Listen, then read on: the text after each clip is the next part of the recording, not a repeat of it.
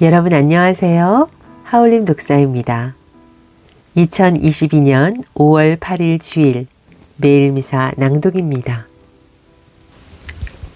제1독서 사도행전의 말씀입니다.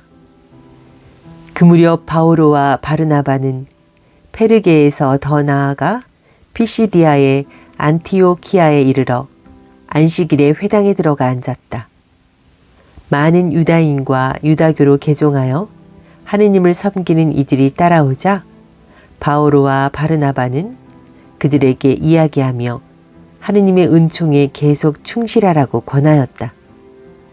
그 다음 안식일에는 주님의 말씀을 들으려고 도시 사람들이 거의 다 모여들었다.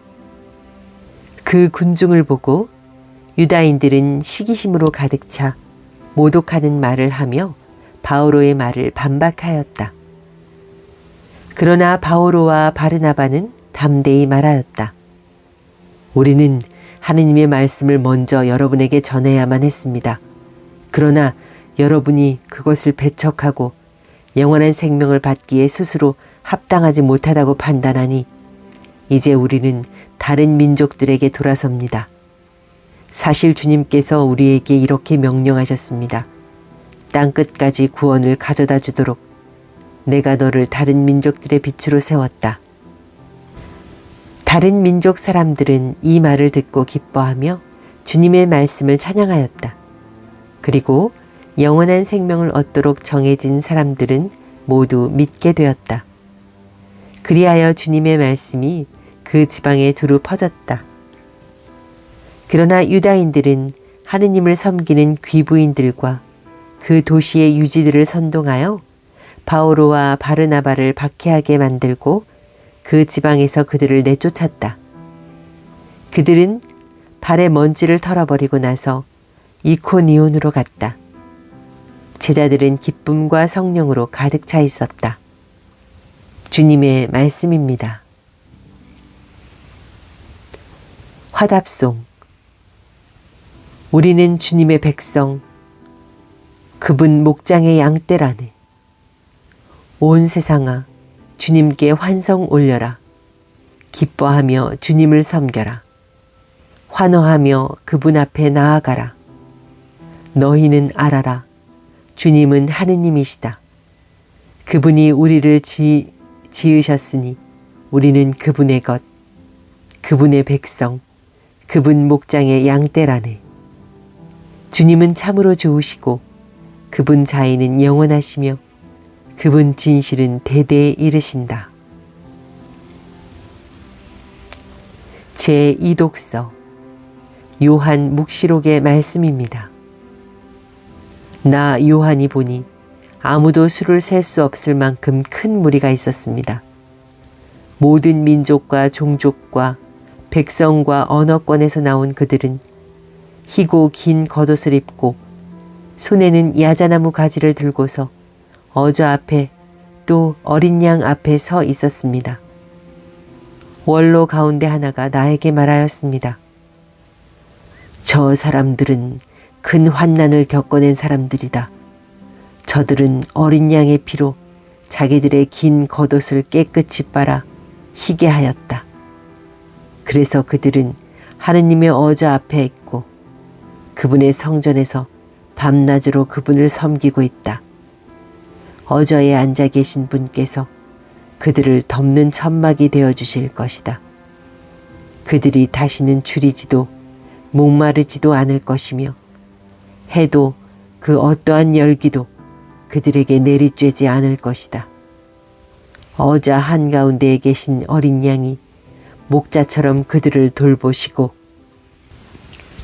생명의 샘으로 그들을 이끌어 주실 것이며 하느님께서는 그들의 눈에서 모든 눈물을 닦아 주실 것이다. 주님의 말씀입니다.